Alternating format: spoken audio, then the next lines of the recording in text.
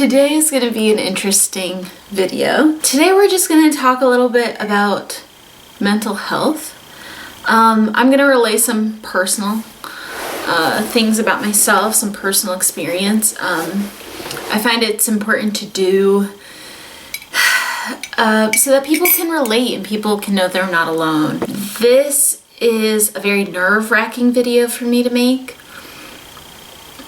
But it's also very exciting for me. I enjoy talking about deep topics. I'm somebody who probably takes life a little too seriously.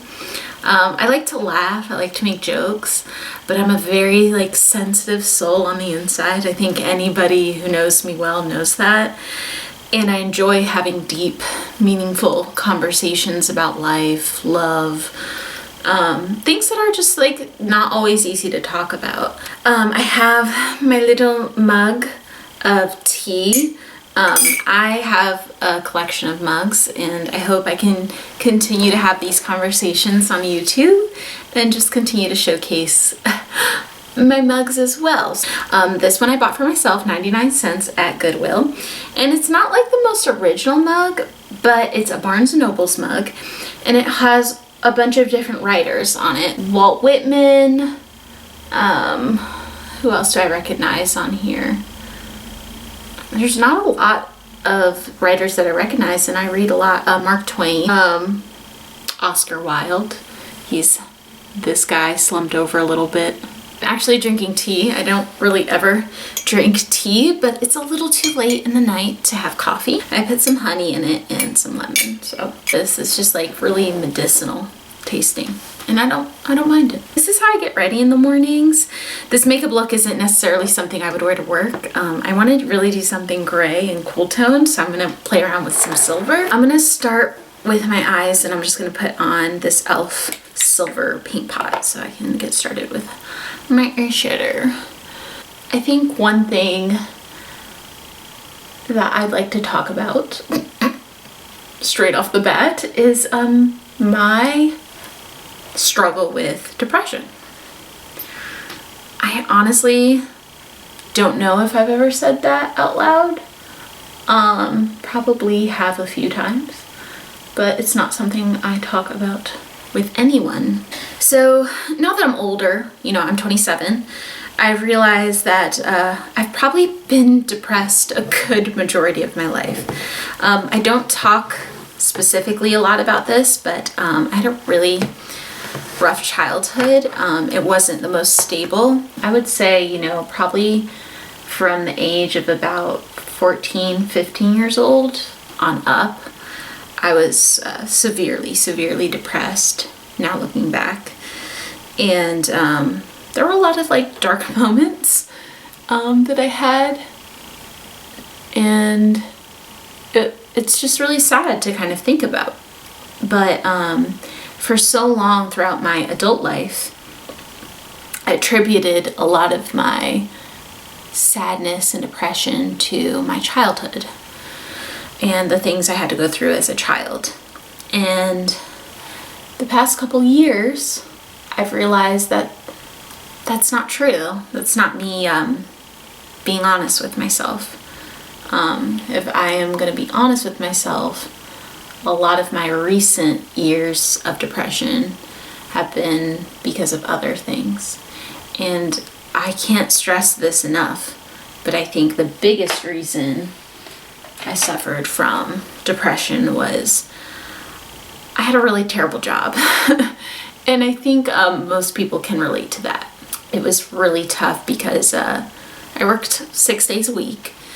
I made decent money, but it was so unfulfilling. And it became my life, It's so dangerous for something so unfulfilling to become your life. By the way, I was using the Naked 2 palette. Urban Decay Naked 2 palette. I'm going to be using some of my Carly Bybel shades. There's a lot of cool tones in here. I just felt am I going to be doing this for the rest of my life? It's really tough when you just don't know what you want to do with your life and you don't know quote unquote what your purpose is. And I've always had a strong desire to help people, but I never knew how that would manifest itself into a job where I could, support myself. And I decided to, earlier this year, to leave that job after 4 years of working there. And it was a really tough decision because I had gotten comfortable. I'll move on to another topic that I think, in combination with a really tough job, also did not help my severe depression.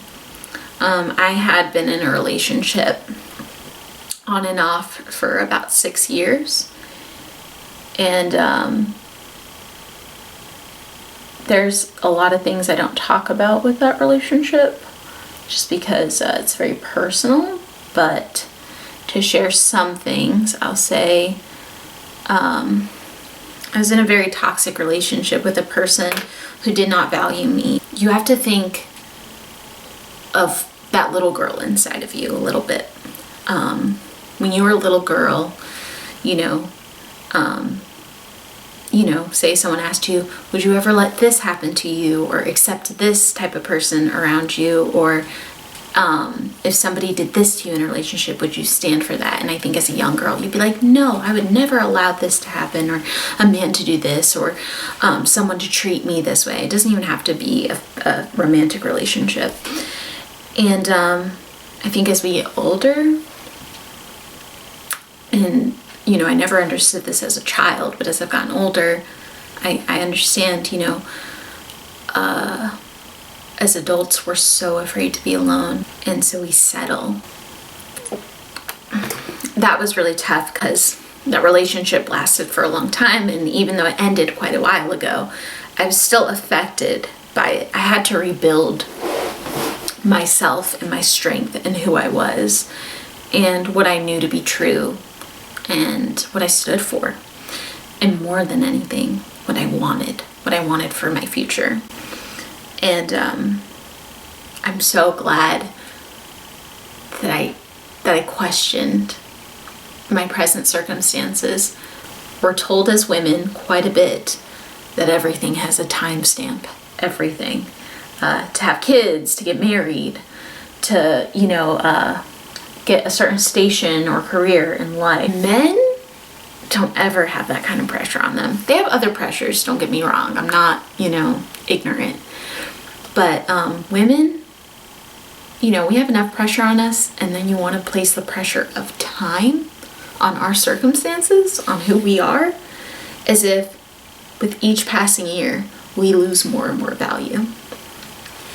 That, I'm here to tell you, is a load of crap. Life does not end at 30. Life certainly does not end at 25. But more than that, life does not end if you don't get married. Another thing that I've talked a lot about is my skin. Being a woman, like I was saying, we have this pressure to look perfect, be perfect, just hit all these marks. And I don't know what happened, but I would say within the last year, I just don't care. Don't get me wrong, I'm not trying to minimize my own feelings, or maybe feelings you have about your skin or other physical things that you feel like could hold you back. I'm just saying, you don't want to look back and have that regret.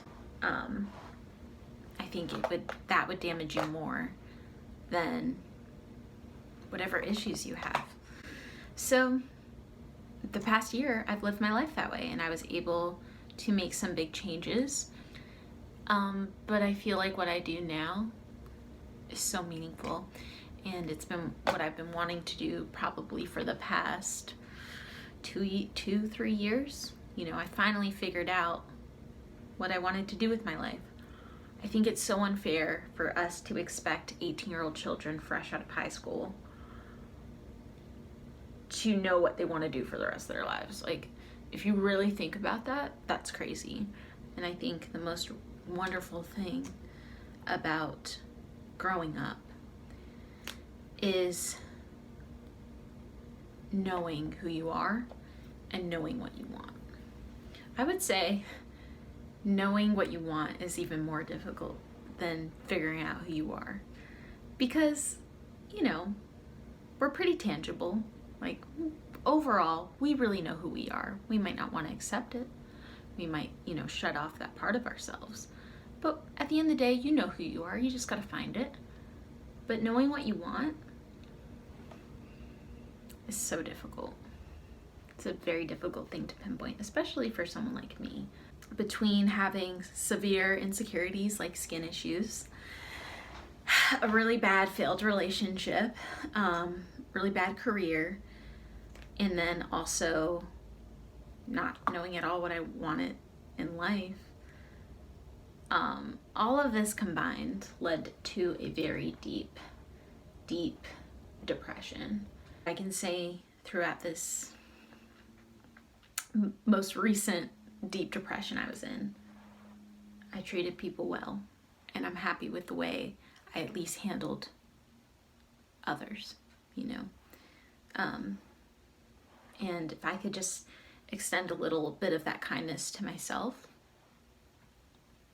I know I'll be all right. So yeah, I don't know if like any of that was like super boring or what, and I know I didn't go into like juicy detail. One thing I've realized about mental health is, at least for me, I now understand that I will probably always struggle with depression. There's not really a cure.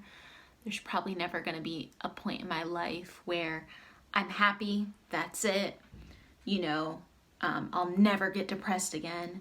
I know that I'm easily inclined towards depression, just given my circumstances, given who I am as a person, given my sensitivities. So I know now, moving forward throughout my life, that I am inclined towards it and I have to take care of myself. I am very thankful that I have overall a very good family. And I think the thing I'm most grateful for is my siblings. They fill in the gaps when it comes to my parents. They fill in the gaps when it comes to my friends. They fill in the gaps.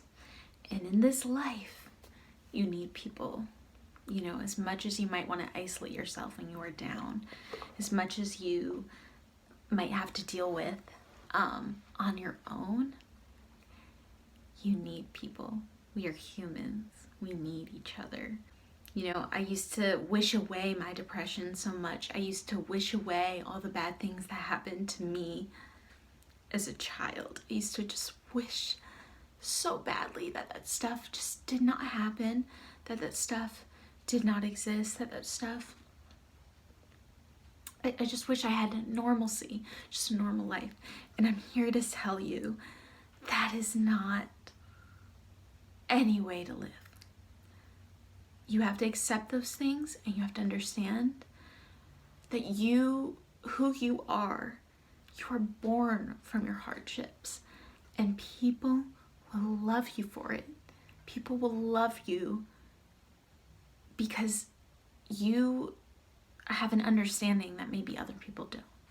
I just feel like, you know what, it was worth it, you know. So I think whenever you feel down and out, just remember there will be a respite. There will be some sort of peace on the corner, right around the corner. You just have to be patient. And when you are on that other side, hopefully you've developed some qualities where you can help others. That's my update on my mental health. I can say I'm a lot happier now. I think I have a really long way to go. But I am starting. If you can just not give up on life, that is a start. Oh, that makes me emotional. Anyways, I better go. Thank you guys so much for watching.